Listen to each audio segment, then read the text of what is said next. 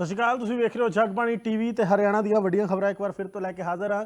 CM ਨਾਇਬ ਸੈਣੀ ਅੱਜ ਪੰਜਾਬ ਪਹੁੰਚਦੇ ਨੇ। ਹਰਿਆਣਾ ਦੇ ਮੁੱਖ ਮੰਤਰੀ ਦੇ ਵੱਲੋਂ ਅੱਜ ਸੰਤ ਕਬੀਰ ਜੀ ਦੀ ਸਿੱਖਿਆਵਾਂ ਨੂੰ ਯਾਦ ਕੀਤਾ ਜਾਂਦਾ ਹੈ। ਉਹਨਾਂ ਦੇ ਵੱਲੋਂ ਜੋ ਸਿੱਖਿਆਵਾਂ ਸੰਤ ਕਬੀਰ ਜੀ ਦੇ ਵੱਲੋਂ ਦਿੱਤੀਆਂ ਗਈਆਂ ਨੇ ਉਹਨਾਂ ਨੂੰ ਲੈ ਕੇ ਚਾਨਣਾ ਪਾਇਆ ਜਾਂਦਾ। ਉਹਨਾਂ ਨੇ ਕਿਹਾ ਕਿ ਜੋ ਉਹਨਾਂ ਨੇ ਸਿੱਖਿਆਵਾਂ ਦਿੱਤੀਆਂ ਨੇ ਸਾਨੂੰ ਜ਼ਿੰਦਗੀ ਜਿਉਣ ਦੀਆਂ ਪ੍ਰੇਰਨਾ ਦਿੰਦੀਆਂ ਨੇ ਅਤੇ ਉਹਨਾਂ ਦੇ ਦੋਹਿਆਂ ਨੂੰ ਵੀ ਸੀਐਮ ਨਾਇਬ ਸੈਣੀ ਦੇ ਵੱਲੋਂ ਉਚਾਰਨ ਕੀਤਾ ਗਿਆ। ਤਾਂ ਕੀ ਕੁਝ ਕਿਹਾ ਗਿਆ ਸੀਐਮ ਨਾਇਬ ਸੈਣੀ ਵੱਲੋਂ, ਆਓ ਤੁਹਾਨੂੰ ਸੁਣਾਉਂਦੇ ਹਾਂ।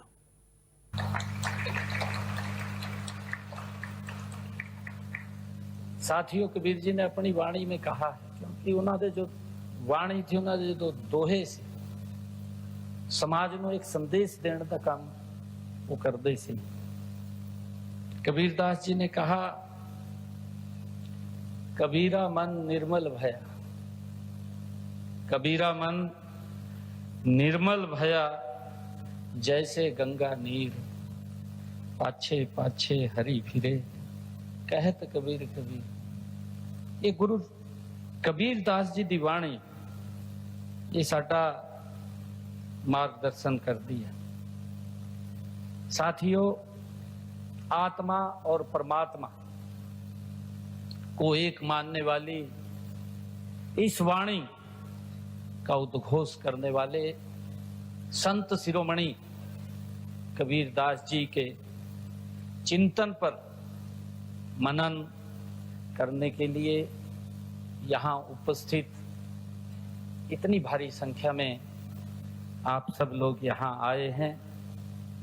मैं आप सब नो दोनों हाथ जोड़ करके प्रणाम भी करता हूँ। शीश नवा करके आप सबको मैं वाहिगुरु जी भला करे एक फतेह दे नाल असी शुरुआत करिए। वाहिगुरु जी दा खालसा, वाहिगुरु जी दी फतेह। साथियों, असी संत कबीर जी ने अध्यात्मक की जो शिक्षा दी थी उसको आत्मसात करने वाले संत और उनके अनुयायी आप सबकी यहाँ उपस्थिति और यहाँ की आध्यात्मिक जो तरंगे बह रही हैं, साथियों इसमें असीम सुख और शांति का अनुभव हो रहा है। मैं आप सब अध्यात्म पुरुषों को नमन भी करता हूं। साथ ही आज इस सेमिनार का यहाँ आयोजन हो रहा है, इसके लिए मैं आप सबको साधुवाद भी देता हूं। साथियों, कहने को तो यह एक सेमिनार है, सेमिनार के लिए हम सब एकत्र हुए हैं, लेकिन जहां संतों की वाणी,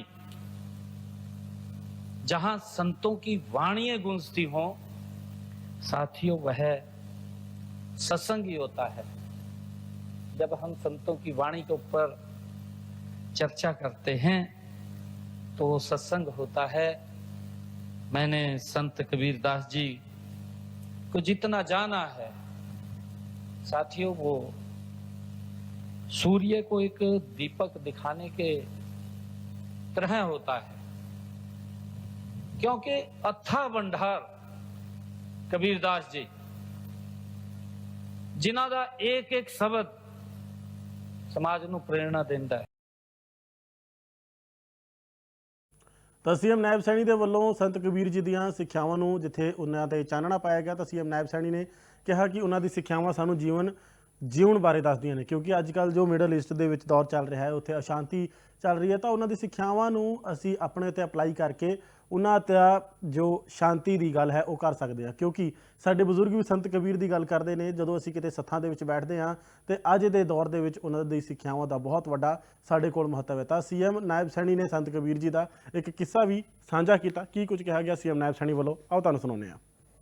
का अवतरण हुआ था, जब उनका प्रकाश हुआ था, तो जैसा वैर विरोध आज संसार में दिखाई दे रहा है। लगभग ऐसे हालात वो तब भी थे, तब भी इसी प्रकार के हालात थे।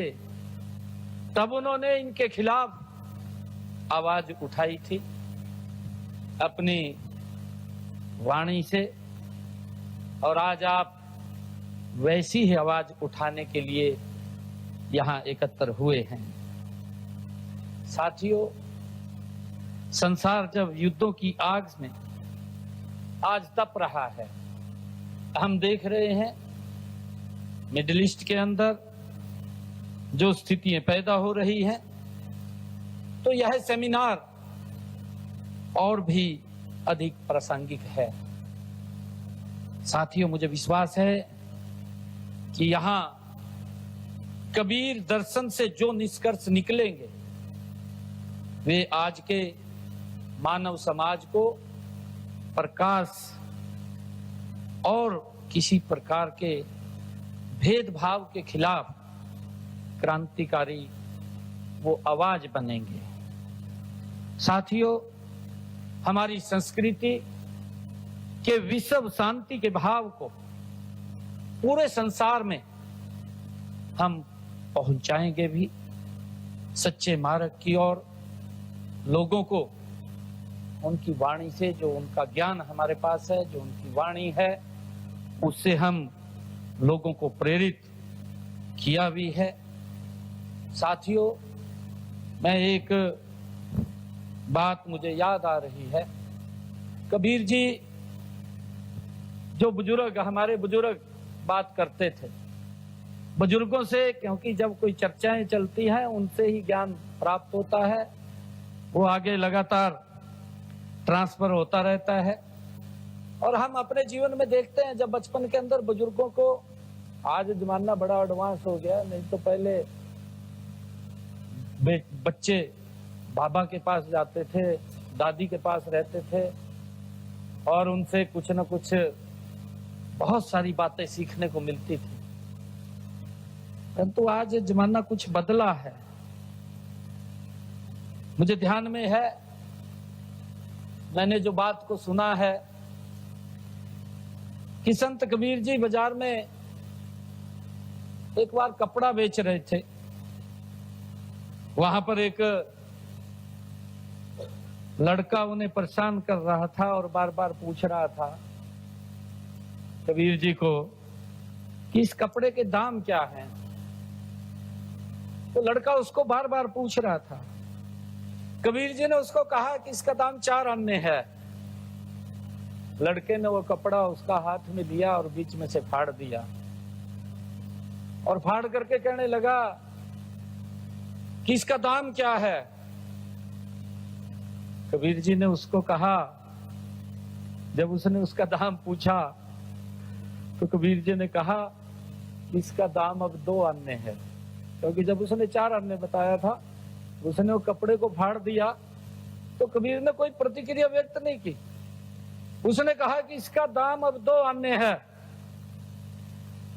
और लड़के ने फिर उस कपड़े को पकड़ा, फिर उसको फाड़ दिया और फाड़ करके फिर पूछने लगा कि इसका दाम क्या है। संत कबीर दास जी को कोई किसी प्रकार का, उनके चेहरे पर सिकन नहीं थी, कोई गुस्सा नहीं था, और उन्होंने कहा कि अब इसका दाम 1 अन्ने है। तो उसने उस कपड़े को पकड़ा लड़के ने, और लड़के ने उस कपड़े को पकड़ करके और फाड़ दिया। जब उसने वो भी फाड़ दिया तो वो पूछने लगा कबीर दास जी को कि इसका दाम क्या है। कबीर दास जी ने उसको उत्तर दिया कि अब इसका कोई दाम नहीं है, कोई मूल्य नहीं है। साथियों,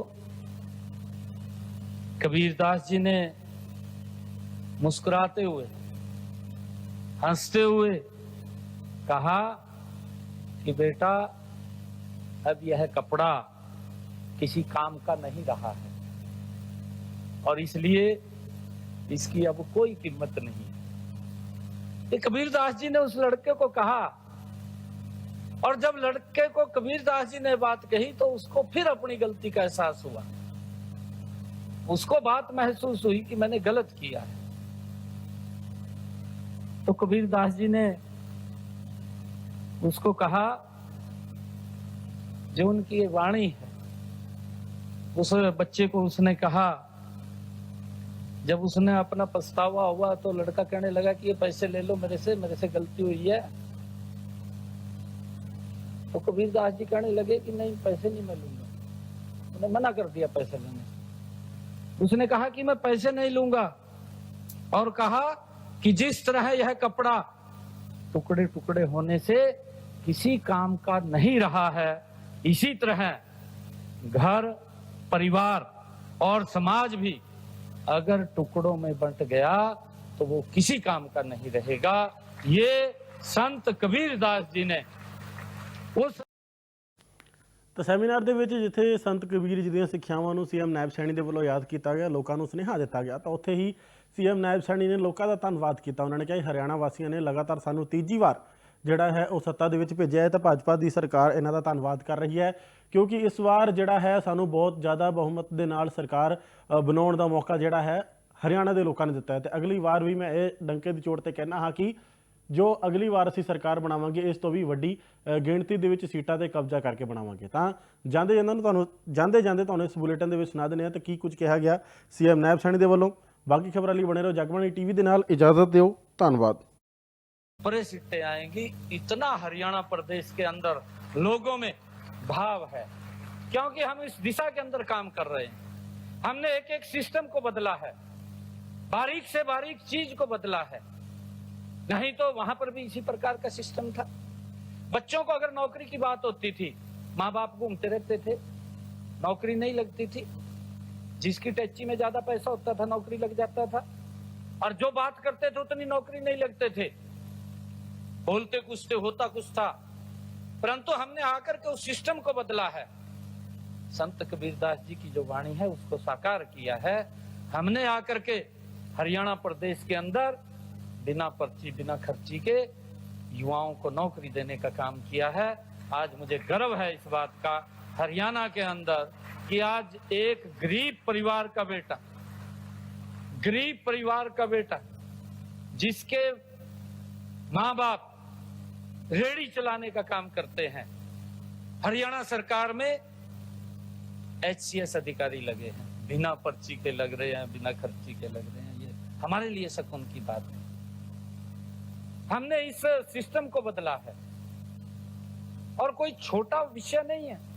हरियाणा के अंदर हमने पिछले 11 वर्षों के अंदर 2 लाख नौकरियां हरियाणा प्रदेश के युवाओं को देने का काम किया है। और मुझे खुशी है इस बात की, अगर किसी गांव के अंदर जाता हूं, आज मैं जब किसी गांव के अंदर जाता हूं और गांव में जाकर के मैं पूछ लेता हूं कितने बच्चे गांव में लगे हैं, अगर बहुत छोटा गांव है जिसके अंदर मात्र 250-300 वोट है, उसके अंदर भी 5 से 6 लोगों के हाथ खड़े होंगे कि हमारा बच्चा नौकरी लग गया, बिना पैसे के लग गया।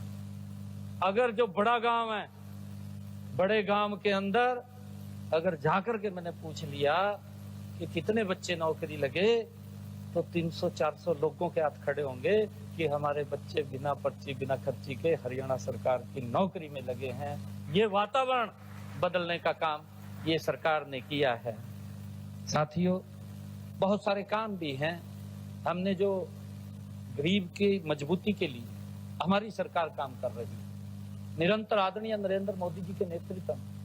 क्योंकि मैं जब 2019 के अंदर मैं सांसद था, मैं जब वहां से सांसद बना कुरुक्षेत्र से, तो मेरे पास कुछ लोग आते थे और आकर के मुझे बोलते थे कि सांसद जी आप सीएमओ को फोन कर दो।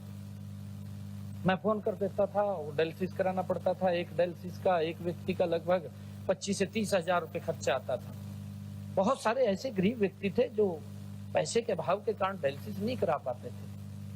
परंतु जब मुझे आदरणीय मोदी जी ने 12 मार्च 2024 को हरियाणा के जिम्मेवारी दी और हरियाणा की जब मुझे जिम्मेवारी मिली तो मैंने तुरंत, मेरे ध्यान में था जब हमारा संकल्प पत्र बन रहा था, तो मैंने कहा कि आप इसको भी डालिए कि जो किडनी का पेशेंट है उसका डायलिसिस फ्री होगा हरियाणा में।